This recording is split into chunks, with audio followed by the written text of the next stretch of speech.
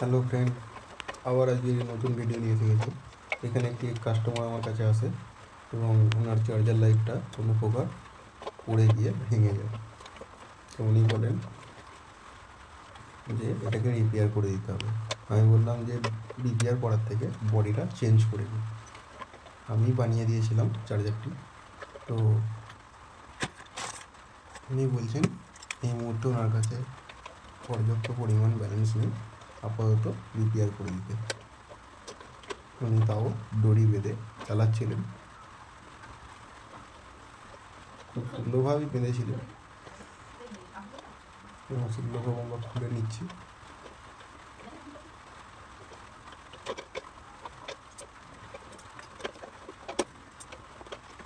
দেখতে পাচ্ছেন পুরো দড়িটাকে আমরা খুলে নিয়েছি এবং একটু ধুলো বালি পড়েছিল সেটা পরিষ্কার করে নিচ্ছি। খুলে নেওয়ার পরে প্রতিটা ওয়্যার আমরা চেক করে নেবো কোনটা কীভাবে সব কিছু ঠিকঠাক আছে কিনা। প্রথমে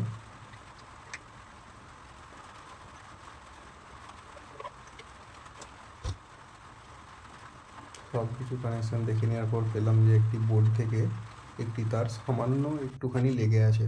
তার জন্য আমরা তারটিকে নতুন করে ওই জায়গায় সোল্ডারিং করে দেবো এবং এই লাইটটিকে আমরা পুরোপুরি যেমন জামা কাপড় ছুঁচ এবং সুতো দিয়ে সেলাই করা হয় সেইভাবে আমরা তার দিয়ে সেলাই করে দেবো, যেহেতু কাস্টমার এটাকেই রিপেয়ার করে দিতে বলেছে।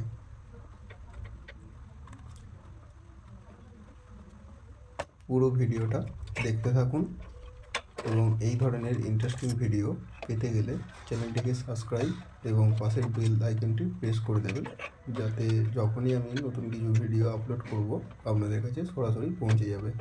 ফেসবুক পেজ থেকে দেখে থাকলে ফেসবুক পেজটিকে ফলো করে নেবেন। ভিডিওটি পুরোপুরি দেখতে থাকুন। আমরা পুরোপুরি এই নিচের পার্টটির সঙ্গে যে ওপরের পার্টটি রয়েছে জামা সেলাই করার মতন সেলাই করে দেবো। তাতে করে কী হবে, ওনার যে স্ক্রু আঁটার জায়গাগুলো যে ভেঙে গেছিলো সেইগুলো আটকানো যাচ্ছে না, তার জন্য এইভাবে আমাদের করতে হচ্ছে। পুরো ভিডিওটা দেখতে থাকুন।